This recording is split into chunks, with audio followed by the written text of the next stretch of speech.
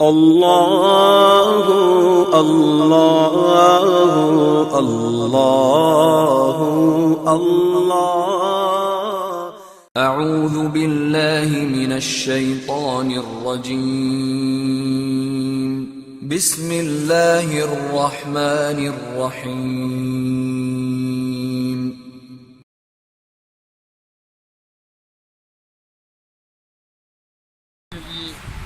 اور ایک ہوتی ہے اپنی ذات کے لیے. جو لوگ مقصد کے لیے کوشش کرتے ہیں نا وہ ہمیشہ زندہ بھی رہتے ہیں اور ہمیشہ قائم بھی رہتا ہے. اور جو لوگ اپنی ذات کے لیے کرتے ہیں نا بس وہ ذات تک ہی رہتا ہے، پھر اس کے بعد کوئی جانتا بھی نہیں کہ کون تھا. کبھی ذات کے ختم ہوتے سب کچھ ختم ہو جاتا ہے. تو بہتر ہے، بزرگ کہتے ہیں 3 باتوں پہ انسان کو ہمیشہ رہنا چاہیے. اور پورے اسلام کا بھی مقصد یہی ہے. اسلام کا پورا مقصد صرف 3 باتوں میں ہے.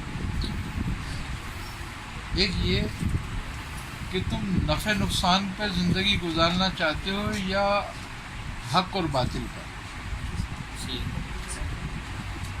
اگرچہ تم نفع نقصان پہ زندگی گزارنا چاہتے ہو تو کافر ہو، اور اگر حق اور باطل کے لیے زندگی گزارنا چاہتے ہو تو مومن ہو. یہ مومن ہمیشہ حق کے ساتھ ہوتا ہے، وہ نفع نقصان کے ساتھ نہیں ہوتا. اگر اس کو حق پر رہ کر نقصان بھی ہے تو وہ اس کو نقصان نہیں سمجھتا اپنا. دوسری بات یہ کہ زندگی تم خواہش پہ گزارنا چاہتے ہو یا ضرورت پر. اگرچہ خواہشوں پہ زندگی گزارنا چاہتے ہو تو یہ کبھی پوری نہیں ہوں گی اور وقت تمہارا آ جائے گا. اور اگر زندگی تم ضرورت پہ گزارنا چاہتے ہو تو وہ پوری ہو جاتی ہے فوراً ہی. آئی نا سمجھ بات. تو جو لوگ ضرورت پہ زندگی گزارتے ہیں وہ صبر پہ زندگی گزارتے ہیں. دوسری بات یہ ہے کہ تم دنیا میں مطلب کے لیے رہ رہے ہو یا مقصد کے لیے رہ رہے ہو. سبحان اللہ. اگر مطلب کے لیے رہ رہے ہو تو اپنی ذات تک ہے تمہاری حد، وہ اور وہ ختم ہو جائے گی کبھی بھی. لیکن اگر دنیا میں مقصد کے لیے آئے ہو تو یہ انبیاء کا طریقہ ہے کہ انبیاء ہمیشہ دنیا میں مقصد کے لیے آئے، مطلب کے لیے نہیں آئے. اور اسی لیے آج تک ان کے نام زندہ اور رہتی دنیا تک زندہ رہیں گے کہ وہ دنیا میں مقصد کے لیے آئے تھے اور اپنا مقصد پورا کیا اور چلے گئے. جب سرکار دو عالم صلی اللہ علیہ وسلم پر آخری آیت اتری کہ نبی آج ہم نے آپ کے دین کو آپ کے لیے مکمل کر دیا، تو سب صحابہ جو خوشی منانے لگے اور حضرت ابوبکر صدیق ایک کونے میں بیٹھ کے رونے لگے.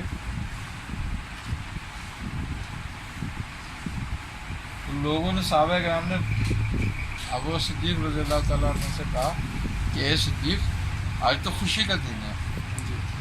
کیا کہ آج اللہ نے ہمارے دین کو مکمل کر دیا ہم پر.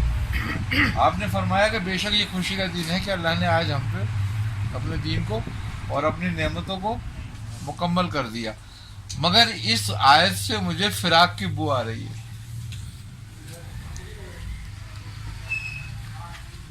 انہوں نے کہا ایسے کہ ہمارے درمیان میں رسول خدا صلی اللہ علیہ وسلم ایک مقصد کے لیے تھے، آج وہ مقصد پورا ہو گیا، اب آپ ہمارے درمیان نہیں رہیں گے. اور اس کا نتیجہ یہی نکلا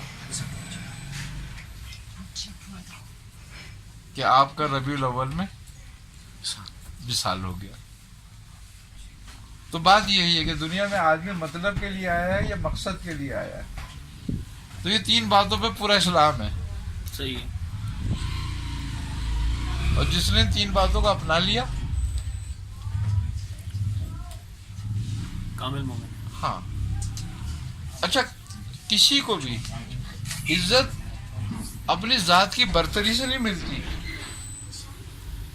جس نے اپنی ذات کو برتر سمجھا اس کو کبھی عزت نہیں ملی، وہ مردود ہوا. شیطان نے کیا کہا تھا کہ میں اس سے بہتر ہوں. جی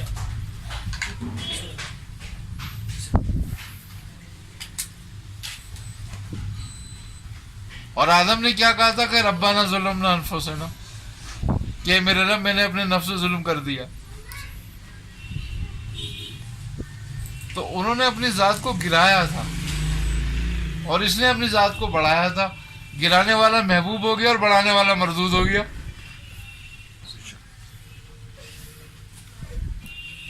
بڑھائی تو صرف ایک ہی ذات کو پسند ہے اور اسی کو زیبا ہے.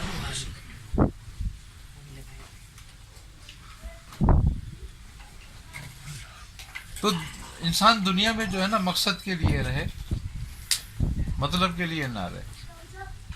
اور جو مقصد کے لیے رہتے ہیں وہ عظیم لوگ ہوتے ہیں.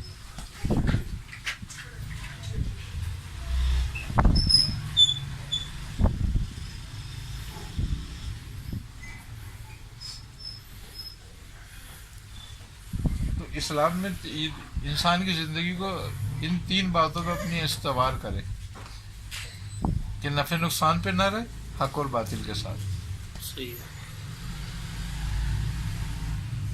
پہ زندگی گزارے کہ کیا حق ہے کیا باطل ہے، یعنی کہ کیا اچھا ہے کیا برا ہے.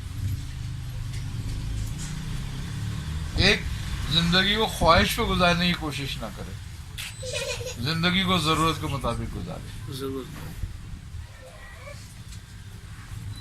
اور ایک دنیا میں مطلب نہ رکھے، مقصد رکھے. مطلب رکھتے ہیں چھوٹے ذہن کے لوگ صحیح بات. اور مقصد رکھتے ہیں اعلیٰ ذہن کے لوگ.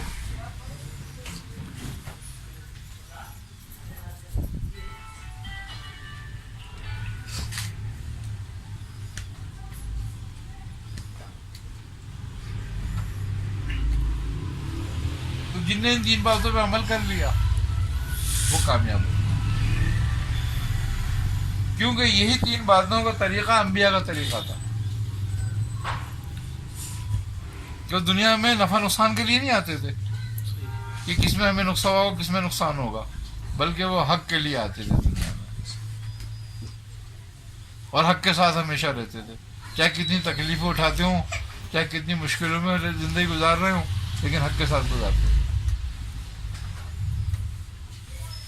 اور حق کے ساتھ ہمیشہ کم لوگ ہوتے ہیں. حضرت ابراہیم علیہ السلام کو جب نمرود نے مصر سے نکالا تھا، کس بات پہ نکالا تھا؟ دعوت دینے پہ نکالا تھا نا، جی کہ حق کی دعوت دے رہے تھے. تو کتنے لوگ ساتھ نکلے تھے؟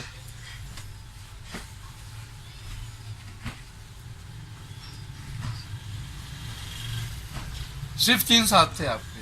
ایک آپ خود تھے، ایک حضرت لوط تھے اور ایک آپ کی زوجہ تھی. اب پورے مصر میں کوئی حق پہ ہی نہیں تھا.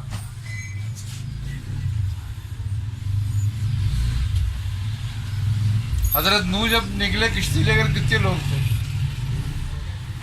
حضرت سرکار دو عالم صلی اللہ علیہ وسلم جب مکے سے ہجرت کی تو کتنے لوگ تھے؟ حق کے ساتھ تھے نا، چھوڑ دیا اپنا آبائی وطن بھی، ورنہ کون چھوڑتا ہے؟ ورنہ کون چھوڑتا.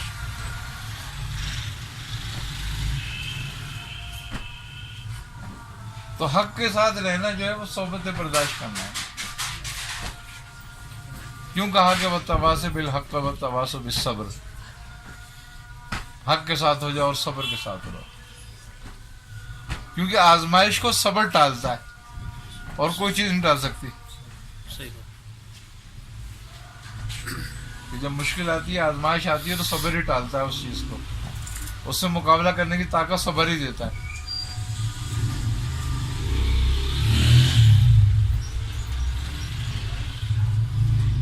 مزے کی بات یہ ہے کہ مشکلوں سے لڑنے کا حکم کہیں نہیں آیا کہ مشکلوں سے لڑو، کیونکہ تم لڑ کیسے سکتے ہو مشکلوں سے. ہمیشہ مشکلوں پہ صبر کرنے کی تلقین آئی کہ مشکل میں صبر کرو، مشکل سے لڑو مت، مشکل سے صبر کرو. اس لیے کہ مشکل ہماری طرف سے آئی ہے، اور جب تم مشکل سے لڑنا کھڑے ہو گے تو کس سے لڑ رہے ہو؟ خدا سے لڑائی ہو خدا سے لڑائی لڑ رہے ہو، تو خدا کے آگے لڑ نہیں سکتے، اسے صبر کر سکتے ہو اس کے آگے بس، کہ جب تم میں کوئی مشکل ہو تو وَنَسْتَعِينُ بِالصَّبْرِ وَالصَّلَاةِ، کہ مدد لو صبر سے اور دعا سے، نماز سے دعا سے مدد لو بس، کیونکہ جس نے مشکل بھیجی ہے وہی مشکل کو ٹالے گا، اور کوئی دوسری طاقت دنیا میں نہیں کہ مشکل ٹال دے، تو پھر جب وہی مشکل ٹالے گا تو اس سے ہی رجوع کرو، اس کے آگے گھٹنے ٹیکو، اس کے آگے سجدہ کرو، تو وہ مشکل ڈال دے گا۔ کمال بات یہ ہے کہ جان تمہیں کس نے دی ہے؟ اللہ تعالیٰ نے، اور کیا کہتا ہے قرآن کریم میں کہ میں نے تمہاری جانوں کو خرید لیا۔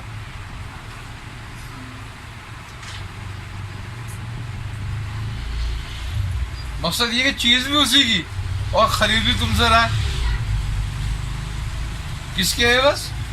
بِأَنَّ لَهُ الْجَنَّةَ،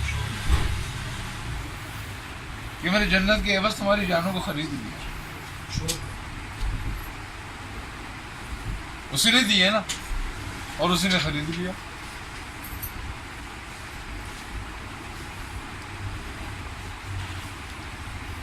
یعنی کہ وہ ایک نعمت سے دوسری نعمت کی طرف لے جانے کا راستہ بناتا ہے۔ سبحان اللہ، سبحان اللہ،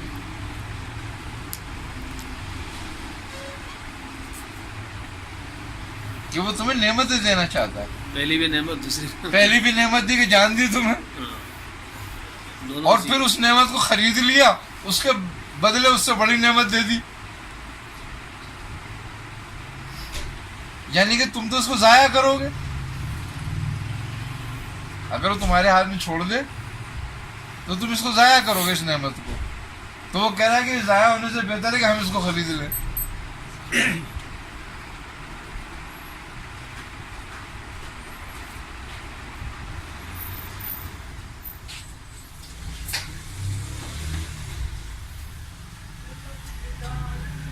ایک راہبوں نے حضرت بیر بستانی کو سوال کیا تھا نا کہ وہ کیا چیز ہے کہ جو اس نے خود ہی بنائی، دی اور خود ہی خرید لیا،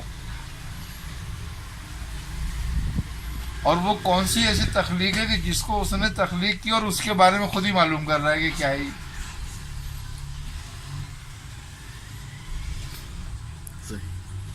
ایک تو یہ ہے کہ جان ہے کہ اس نے دی اور اسی کو خرید لیا، دوسرے حضرت موسیٰ کا عصا تھا کہ خود ہی بھیجا تھا، خود ہی بنایا، اس کا خالق خود ہی، اور خود ہی اس کے بارے میں پوچھ رہا ہے کہ موسیٰ یہ کیا ہے۔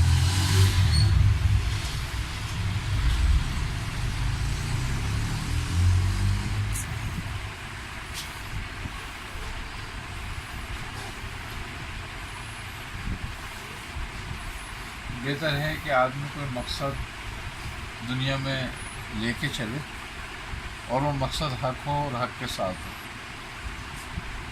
تو انشاءاللہ تعالیٰ اللہ تعالیٰ اس کی مدد بھی فرماتا ہے اور اس کے مقصد کو ترقی بھی دیتا ہے اور قائم بھی رکھتا ہے۔